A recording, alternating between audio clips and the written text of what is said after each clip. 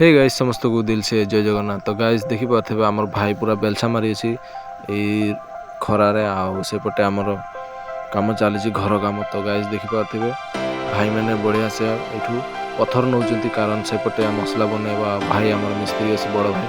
चलो मु देखो जा तो गाइस देखो बहुत ही कष्ट कर भाई मैंने गोटे गोटे लाइक करो, मो चैनल को सब्सक्राइब करो, वीडियो को लाइक करो, कमेंट कर जने केमती गाइस।